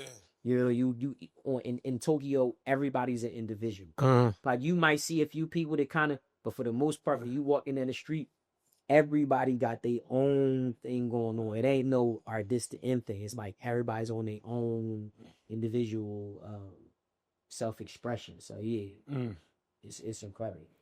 Man, you've had an incredible, journey in music over the last 15 years. A lot of wins, some losses. Most of the losses you learn from, which is, the most important part of it. What's been some of the most like fulfilling things that you've done? You got an extensive resume. What's been some of the best moments of your career to date? Because like you said, we're still on the, if we do it right, you're still only on the front half of it. Still got a lot more to go. So to this point, what's been some of the best parts of it? The most fulfilling is that I still love it. Yeah, I still love it. I think that's the most fulfilling. I never been jaded by what didn't happen. I've had moments where I've questioned things or and that's between me and the conversations I have with God. But keeping it real, I still love it. I love it. Not even I still love it. I love it more. Like I love this shit. Yeah. So it's for me, it's fulfilling because I see how many people had moved on from it, and it's not to go on and do other things. But for me, I've taken on more responsibility in many different fields. Being a father and just all of that. What comes with being a man. Like you gotta figure. When I first started, I'm young. I had the ability to move around as I please. Like if you don't have any kids, you can do whatever you want. We on the first thing smoking and go do a show or go do an interview or whatever. But when your life changes, your parents get older and you got to be there for more people and change things. I still love it. Bro, I can go on and on. Like whether it's making a beat, whether it's listening back to something somebody just sent and sequencing an album. I'm in the crib and like the level of detail in turn. I remember the last full-length project I put out was called No Place Like Home. And I remember creating that album and having stuff all taped to the wall, like trying to figure out how this joint gonna flow, rearranging different things, like the song titles and moving them, and like lyrically how I'm gonna get from one thing to the next. And then, I'm gonna put, these two artists on the intro track is called Leaving, and the last track is called Returning. I'm gonna put them on the outro. Like I still love all of that. And I think for me, I don't ever want to lose that. I'm more passionate than I was then. I think early on I had goals and things I was trying to accomplish, but at the core of it, it's like if I wasn't making money off of music, I still would be making music. So that's, for me, that's the most fulfilling. Yeah. What are, for the other indie artists that's out there that's, they could be brand new or emerging or whatever, got some motion behind them. What are some of the ways to monetize your art as an independent artist? Like what's some of the things that's worked for you and some things that you could share with, other artists that's, in an independent mindset?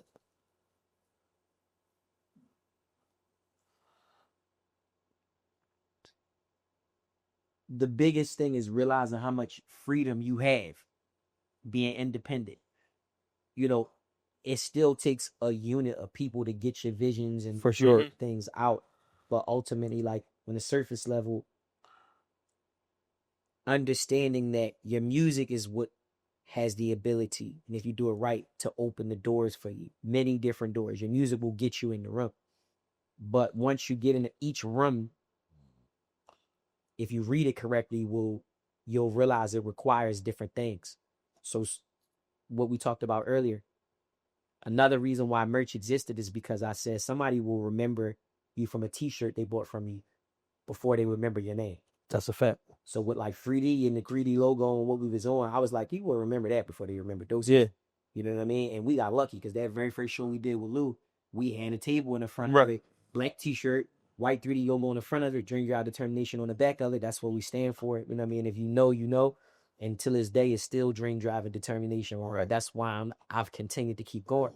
Through the merch, I learned, this is a way to extend visibility and people understanding who you are. So you're a walking billboard. That's branding. It's branding, right? Another way is you know, now when we start getting, I don't want to go too advanced because it could start confusing people, but like merch is one side of it. The other side of it is diversifying your bonds. You know, it's like streaming is now a thing. Don't look at how many people viewing it versus it being like, if there's 2 people showing up, talk to them too and figure out what, use that before you get 1,000 people watching, use that to train. Right. Like, and what are you offering to the streaming space, right? Sanaa already got that on Smash. Find a different angle. So streaming is another way. But streaming ties back into the merch. Because if you're streaming, you can put a link up to your web store and people can purchase it. Exactly. Shows. Don't, like, stay humble. Take the fee that you can get at the level you on until you can demand more, right? So the live show is still very much so a thing. I even think, you know, outside of those things, finding other ways to express yourself. So like, if you got a vision, make a book. You know what I mean? Like if you good at motivating people, make a book. Surround that. So there's so many different ways. I mean, that ties back into merch, but sometimes people think merch is just t-shirts. Exactly. There's other, you know, things you can do. So on that side of it, that's one. And then I also encourage people to learn other skill sets. You know, like I've learned a lot since when I first started in terms of like whether it be graphic design, I'm still learning it, but I ain't as apprehensive to do it. Like I've seen it, something go from my mind to something I did, and whatever I could find notes or just whatever I could mock it up and to give to somebody else to say, yo, can you tighten this up? And use that for flyers or use it for, you know, I stream as well. Right. I'm on Twitch and I do that side of it too. So just finding as many different ways to get your voice out there, build your audience, strengthen your community. Like don't give the stiff arm to none of it. Yeah, do some artists like, you know, play the mysterious shit too wrong to where like they end up turning their audience off? Have you seen that before? You ain't got to reference nobody. So, you know, just in thinking about, you know, connectivity that artists, you know, create, you know, with their fan base and with potential fans. You know, sometimes you could turn somebody into a fan by creating the right engagement. Do you think certain artists like lean into like the mysterious standoffish like angle too much to the point where it's like end up being a detriment to their careers? We've all seen that happen with artists before. The other side of it is I understand artists, and some of them really are like not the most social. Right. Like some artists don't have a whole lot to say outside of their art. Yeah. So like I try to tread lightly with judging them on doing it. But I do think that I can understand why. Because we live in a time now where everything moving so fast, it's easy to not value something. Right. You see it all the time. So Right. on one end, like I'll use Russell as a great example. As often as we see him, there's always substance there, though. He always getting something Right. in conjunction with him sharing the music, showing you his movement, and just showing you that he continuing to grow. Is value there. You see him a lot, but in the best way. And if you don't want to see it, you just go a different direction. Right. But in terms of like mystique and different things like that, I still appreciate the fact that we grew up in a time where that was a part of the artist that we love. Got it. Right? Like we know everything about Holy early on, which is why when you say delayed gratification, him giving us a 444, it made that album hit that much harder because it wasn't always so personal. You know, so like, and that doesn't take away from any of the work prior to that. But I think if anything, it just made us appreciate him giving us a little bit more insight into like a real glimpse into his life. So like I do understand why some artists do it, but I think a lot of it, what you might be speaking to, is more of like it being performative. Yes, exactly. Yeah, it might be like that's not really how you are. That's not really, and you can see that though. And you're creating a persona because you think that there's, or you've seen it work before, so you think that there's a more of a demand for that than necessary. But that other artist that's doing it, say like a Playboy Cardi, that's genuinely who he is. And then it took him time to develop into a more front-facing personality where he's everywhere now. Right. And to that point, a lot of artists don't know how to talk. Man. No, I'm just saying, like, I ain't talking about like code switching and Yeah. I mean, like, if you just ask them a question and them giving you just a straight up answer, you ask them, yo, what do you like? They don't know how to put words together. I hate to say it, but like, you know when rappers be like, I dropped out of school in the 6th grade, and be like, yeah. We can tell. Yeah, I can tell. I hate to be that guy. But it'd be like, yeah, you gotta go get that GED. Like, you know, like seriously. I mean, it's Hey. not for nothing, man. Like, that's why it's important to keep learning Yeah. as you go along, and it ain't always about necessarily like, I mean, I strongly encourage and respect those that go to college, Right. get a degree and go on and get their masters, and higher education is incredible. It just doesn't start and stop, you know. Exactly. Yeah. College, an organized scholastic environment is not the end all be all of education. Yeah. In certain things, it is. You want to be a lawyer, you got to take your ass to college. You got to go to law school. You want to be a doctor, you got to take your ass to college. Yeah. You got to go to medical school and all that. You got to be a resident. It's a lot of processes you got to do. But as far as educating yourself, you can learn something from a homeless person on a street corner. They could give you a piece of wisdom that changes the whole trajectory of the rest of your day, week, month, and your year. You ever like show somebody something and you break it all the way down on how to do something, and then 3-4 months later they asking you again? Yeah. You just like that. Nothing gets on my nerves more than that. Where it's like somebody took the time out to show you something from A to Z, and you just, man, I wasn't even paying attention, bro. How I do this? And it'd be like, unplug the fire stick. It'd be the simplest shit. And it's like, yeah, you supposed to learn every day. Yeah. Every day. No, you should something. You should be learning something. Right? Yeah. You know what I mean? Like, it ain't gotta be over the top, but yeah. Yeah, man. Listen, bro, this has been an incredible conversation. I definitely want to have you back to talk about any and I could do everything, this. you know, as it relates to music, entertainment, traveling. Like, you know, I'm sure you probably got a nice list of some good restaurants around the world to go to, you know? We got family and friends around the world, so anywhere you go, like, for real, like, if y'all go to wherever, at least hit me in advance, because if we know somebody there, it's always, I want to make sure all my folks get well taken care of. Yeah, one thing you said when we weren't recording was about the show and the substance and being able to talk and just having these conversations. And I was having a conversation with somebody today. I didn't even tell you this, but we were talking at the gym about it. And he was like, yeah, man, I love when y'all do like interviews, because the way y'all do it, it's like you telling somebody a story and y'all chiming in, joking, playing around. He's like talking about the joint we did with Umar and then Mike Nutter. And I'm like, yeah, you know, it's one thing with this podcast is like, Chad really my homie. So that already, it's not like we're workers. You know what I'm saying? Like, yeah, Dan. Yeah, nobody put us together. Yeah, like Dan said, like, no, he really my man. So it's like, we chilling like this, and you come through. This is essentially what we be doing when the mics ain't on. Exactly. We be chilling on the couch at my crib, watching the game or hanging out something like that's just how we are. So there's a level of realness to it, because these are real conversations. These are real thoughts. These are real feelings. These are our real lives. And we didn't want to be like fluff. Yeah. We didn't want to be fake and do all the antics. That's just not who we are. Yeah. So I appreciate you saying that. And I think that that's one of those things where you really do got to figure out who you are and be cool with being that. Yeah. Because, you know, certain things might not come with you being who you are. 100%. Well, I want to say, you know, one thing in reference to that too. It's like, and I love if the camera recording before I say this, because I feel like it's important to like stamp certain things. Got it. And I see it happen in music a lot. I see it happen in dynamics a lot. It's like, I don't care what y'all go through. Like, be willing to go through shit in one another to keep what y'all building together. You feel me? Like, because even though things might have been going great for the last couple of years, something gonna come up. It always happens. And the journey is dynamic. Right. Work through that shit and let it make y'all stronger. Because I think that it happens too often where you watch the momentum of something amazing get to its peak. It's going to get noisy, sponsorship, and everybody trying to come in, and y'all built this.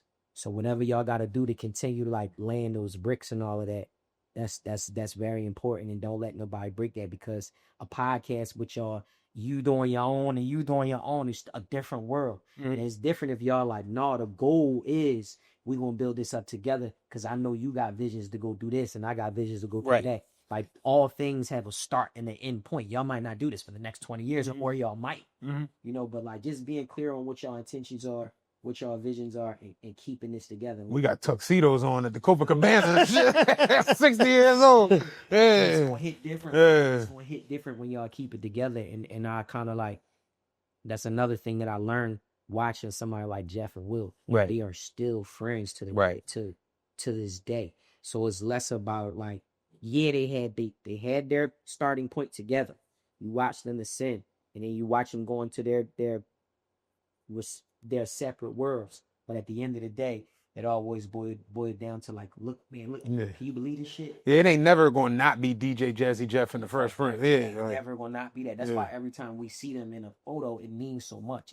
And that's symbolic Yeah. for us specifically coming from Philly. Yeah. yeah. You know what I mean? I think the best and most important people that make a mark in the entertainment business across, it's a lot of verticals in the entertainment business, but they understand it's we, not me. Even when they are solo artists, they understand it's we, not me. Because the way Drake talks about Oliver and Noel and all of them guys that helped him to get to where he is, and 40 and Boy Wonder, it's like, it's we, not me. Same thing with Kevin Hart. It's Kevin Hart and the Plastic Cup Boys. It's we, not me. He gives Harry his credit as Harry's a contributor, Harry's a writer, stuff like that. Like, it's no secrets. Like, because it's about all of us. And without these guys, I can't be the best Kevin Hart if I don't have the support of all of these guys, because somebody got to open the show, somebody got to host the show, somebody got to be a feature, and then I got to come through a headline. But everybody contributes to the organism that we've built, and as a result of that, everybody's a millionaire. 100%. And that's the most important part. Is understanding. It's like, me and Chris are each other's kids' godfathers. Right. You know what I mean? Like that. This shit go way deeper than that. So it's understanding. Like, in our entire journey, he's seen people come and go. You know, like he's seen that side of it. But at the core of it, man, I'm so grateful to have people like him. Have my brother Maul. You know, like, these are my guys. They keep me grounded. I keep them grounded. Like, and that's a part of what it takes to continue to be successful. Because at the core of it, it's like, yo, as things keep evolving, it's business with everybody else. Mhm. Like, these my guys. Right. You know what I mean? If something happened to one of our kids, that's who I want to be. You ain't gotta worry about him trying to backdoor your lady and not Right. like, you know what I mean? It that won't move. Right. So it's like, at the end of the day, those are the things that become the foundation of what we're doing. When I look at y'all, like, it's inspiration to just see. I see what y'all are doing, and that's what people are feeling. We appreciate that, bro. Thank you. That to your community. Shout out to your community. Yeah. Everybody's going to end up watching this interview, and whether y'all go listen to the music or not, that's why I definitely want to come back, because we got to get a little deeper into the Yeah, music. for sure. So for sure, like, I want to go deep into the projects and all of that, because the catalog is strong. Right. You know, even for people that don't know me, I bet my life on my catalog. The catalog is all like that's the thing I take the most pride in. It's not about how many numbers it's doing, how well it's streaming. I've seen Spotify streams look amazing months and seen them Jones be in the hundreds. Yeah. Like whole John did. That don't change the value of the catalog that's there. Right. You know, and that music ages very well. So I would love to come back and really dive deeper into that. And also what I'm currently working on right now. Yeah. Yeah, we definitely Absolutely. do that. I enjoy talking to you. To date, just to leave on another highlight, what do you feel like is your biggest win that you've experienced so far? In 15 plus years of, doing this at a high level as an independent artist. What's been like your biggest win so far? My biggest win?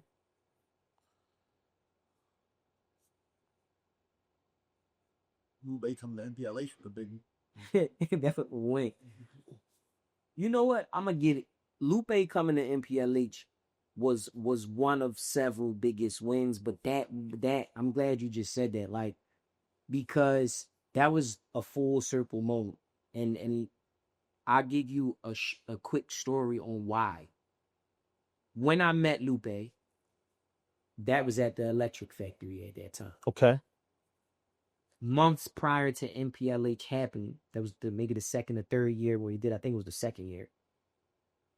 A few months prior to us doing MPLH, and we'll talk about that next time around. Yeah. It's like home. It's a sheer platform designed from local artists to be able to come together and share their music lives. Yeah.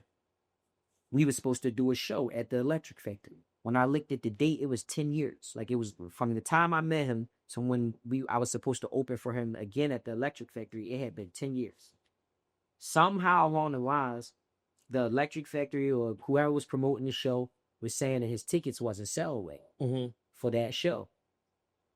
So when he told me that, I'm kind of tripping out. Like, I know that's a lie because I know how much people love you in Philly. That's a lie. Somebody ain't doing their job. That is not a reflection of you. Yeah. So when he came to Philly, like passing through to do something else, big shout out to my big brother, rest in peace, K.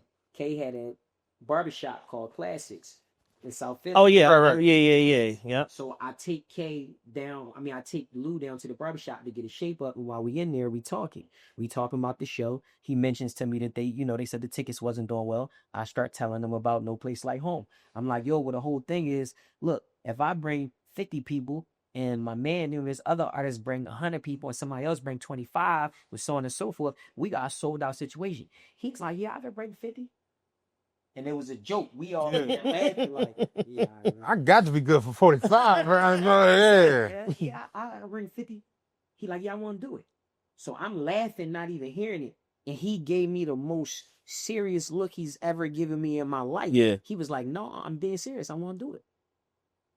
So I don't think Chris was there when we had that conversation, but I ended up calling him. I lead the barbershop. Yo, he said he want to do MPLH. Chris like, make it happen. Like, figure out what we got to do. Yeah.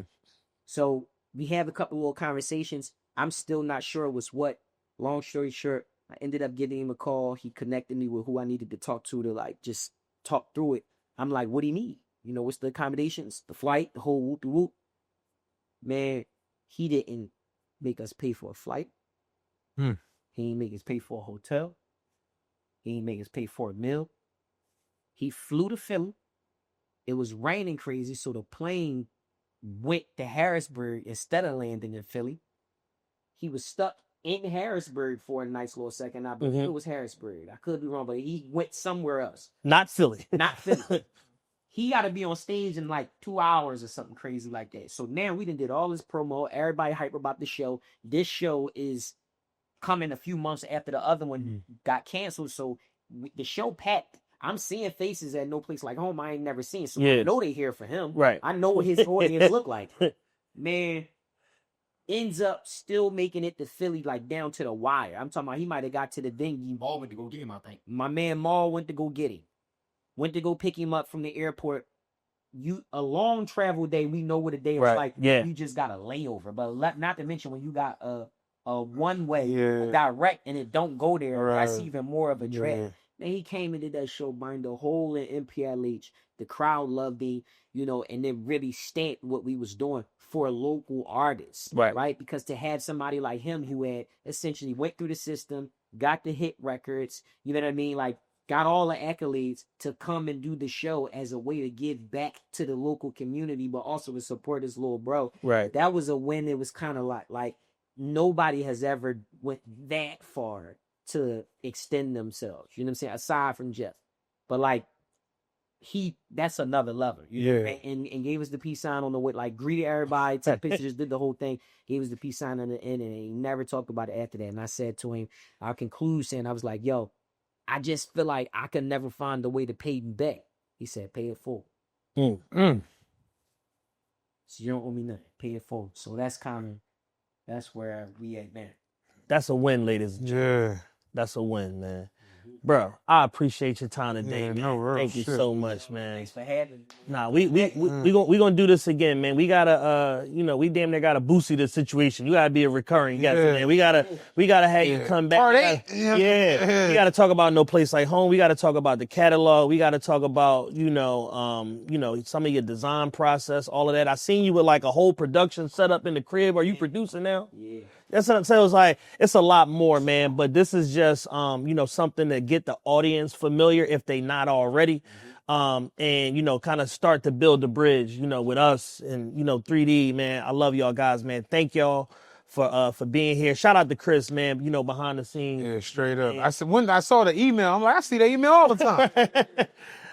But yeah, man, we can't thank you enough, bro. Just, keep keep doing, fighting a good fight and, putting on for the indie artists and continuing to set that standard the way that you have been, man, for over 15 years. And we definitely going to be back real soon with this guy, man. This is my brother. I love everything he's doing. And like I said, I'm just being totally honest and transparent. I wanted to document it on camera because you, Chris, the whole 3D brand, y'all was an inspiration to us, to me, Al, Dana, early. And when we was putting together, Al Project and the People Like Us compilation and all that stuff back in 2012, 2013, y'all were people that we was looking at like, yo, we got to create a record that fits right so we can see if at the time Dosage will do the record for us. And then we... Shout out to Al and Dana too, man, and yourself, you know what I mean? Like that movement y'all was building, we was learning from y'all too. Thank you, man. Y'all was building something. Like I said, when y'all did that Sigma Sound show and y'all invited us down there to come down. That's it. Yo, we got real quick. We got to talk about that Sigma Sound show. That was a night, man. 700 plus people attended.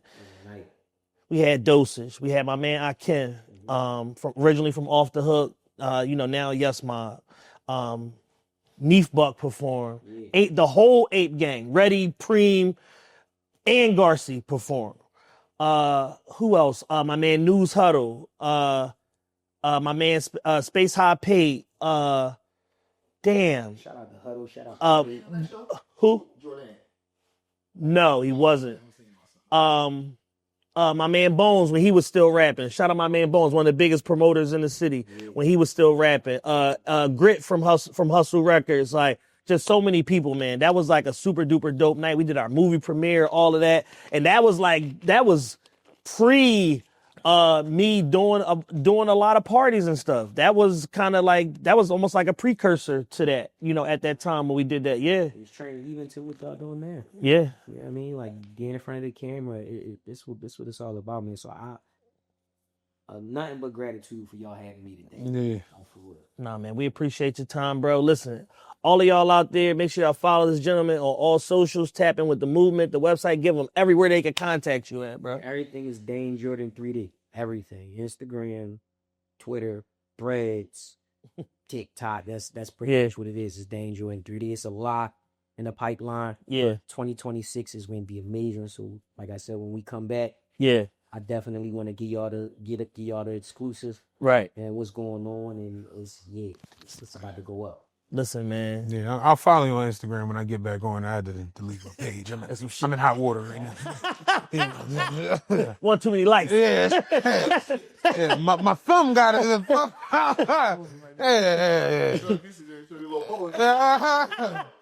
Yeah, your Joe ass husband at these 40. Yeah. It's a bad joke, man. But meanwhile, nothing is funny. It's all bad. Ain't shit hilarious. It's all bad, man. The Realest Podcast 7. Your boy Chad. I'm Matt. We out this bitch, man.